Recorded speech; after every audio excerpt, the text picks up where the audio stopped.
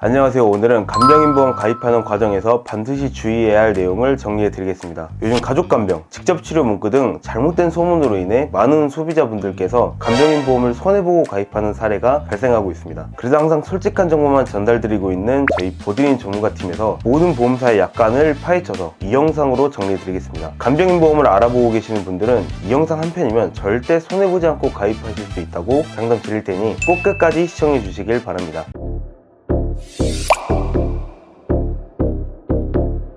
먼저 첫 번째로 알아볼 내용은 바로 가족 간병입니다. 간병인보험을 가입하시면 가족이 간병을 해도 보장이 되는 걸로 많이들 알고 계실 텐데요. 물론 간병인보험은 가족이 간병을 해도 보장이 가능합니다. 다만 이 말만 듣고 무작정 가족이 간병을 했다가 보장을 못 받으신 사례가 너무 많습니다. 그래서 가족 간병을 보장받으려면 어떻게 하셔야 되는지 약관을 통해 설명드리겠습니다. 간병인보험 약관을 살펴보면 간병인 업체에 등록되어 이에 대해 비용을 지불한 것이 확인돼 자해하나요? 간병인으로 인정하고 있다고 명시가 되어 있습니다. 즉 무작정 가족분들이 와서 간병을 한다고 보험사가 보험금을 주지 않는다는 뜻입니다. 그래서 가족이 간병을 하려면 간병인 중개업체에 간병을 하실 가족분을 먼저 등록하셔야 보장이 가능한데요. 이렇게 말씀드리면 보험사가 보험금을 안 주려고 꼼수 부리는 게 아니냐고 생각하실 수 있겠습니다. 하지만 업체에 등록하는 방법은 그리 어렵지 않고 간병인에 관한 자격증도 없어도 되니까 걱정하지 않으셔도 됩니다. 그리고 2025년 1월 이후에 간병인의 정의가 더 명확해진 것 뿐이지 가족 간병은 여전히 가능합니다. 다만 가족 간병은 모든 보험사가 되는 것은 아닙니다. 간혹 가족이 간병을 하면 보장이 안 된다고 약관에 적어놓은 보험사도 있기 때문에 무작정 저렴한 보험사로 가입을 하시는 것보다는 정확하게 비교해 보시고 가입해 주시면 되겠습니다. 두 번째로 알아볼 내용은 직접적인 치료입니다. 간혹 간병인보험 약관에 직접적인 치료 문구가 없는 보험사로만 설계를 요청 주시는 분들이 계신데요. 간병인보험은 각 보험사 약관마다 직접적인 치료라는 문구가 없는 보험사도 있고 문구가 있는 보험사도 있습니다. 그렇다면 과연 간병인보험을 가입하실 때 이 직접적인 치료라는 문구가 없는 보험사로만 가입을 해야 할까요? 결론부터 말씀드리자면 직접적인 치료 문구는 간병인보험과 상관이 없습니다. 2018년 9월에 보험사에서 판매하는 암 입원 일당에도 이와 같이 직접적인 치료라는 문구가 있어 보험금을 지급하지 않았던 사례가 있었는데요. 그래서 일부 설계사분들은 이 사례를 근거로 간병인보험도 직접적인 치료 문구가 없는 보험사로 가입을 유도하고 있습니다. 금융감독원은 암 입원 일당의 암 직접 치료가 무엇인지 구체적으로 명시하라고 하였고 암의 직접 치료 기준은 위와 같이 정리했습니다. 수술, 항암 치료 등은 직접적인 치료라고 인정이 되었지만 면역력 강화 치료, 암 치료로 발생한 후유증, 합병증 치료 등은 직접적인 치료라고 인정이 되지 않았습니다. 하지만 당연히 암 입원 일당은 암을 목적으로 입원을 해야 하는 것이 타당하기 때문에 후유증, 합병증 등은 보장이 안 되는 것이 맞습니다. 하지만 간병인보험은 위와 같이 약관상에서 제외하는 일부 질병을 제외하고 모든 질병이 포함이 되어 있습니다. 후유증, 합병증도 당연히 질병 코드가 존재하기 때문에 포함이 됩니다. 즉 간병인보험에서 직접적인 치료가 아닌 후유증, 합병증 등이 보장되지 않는다는 건 사실이 아니라는 뜻이 되는 것이죠. 그리고 수십 년 전부터 판매되었던 질병 입원 일당도 직접적인 치료라는 문구가 있었습니다. 그런데 일반 병원, 요양병원에 입원하고 청구를 했을 때 직접적인 치료가 아니라고 보장이 안 되었다는 사례나 뉴스 기사를 보신 적이 있으신가요? 지금까지 이런 사례는 없었습니다. 제가 직접적인 치료 문구가 없는 회사와 있는 회사의 보험료를 확인하기 위해 동일한 조건에서 설계를 진행해 본 결과 직접적인 치료 문구가 없는 보험사는 월 48,524원으로 나왔으며 직접적인 치료 문구가 있는 보험사는 36,680원으로 나왔습니다. 월 보험료는 약 12,000원 정도가 차이가 나고 납입기간 20년을 계산해 보면 약 288만원의 차이가 발생합니다. 따라서 간병인보험 가입을 하실 때는 직접적인 치료 문구는 신경 쓰시지 마시고 보험료와 보장을 객관적으로 비교해서 똑똑한 소비자가 되셨으면 좋겠습니다.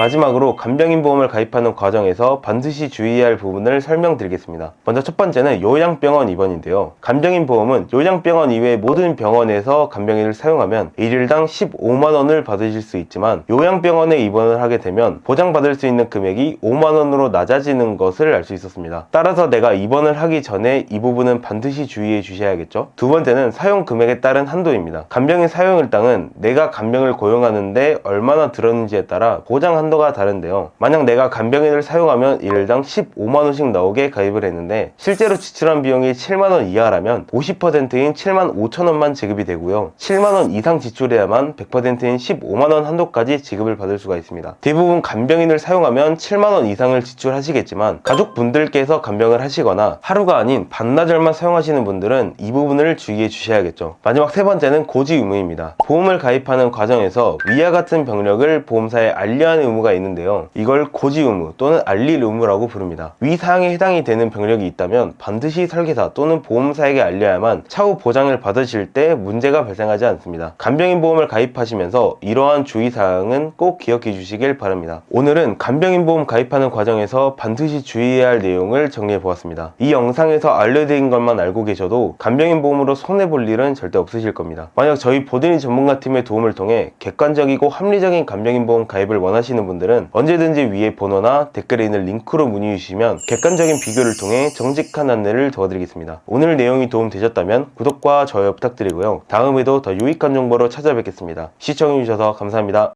본 광고는 손해보험 광고심의 기준을 준수하였으며 유효기간은 심의일로부터 1년입니다.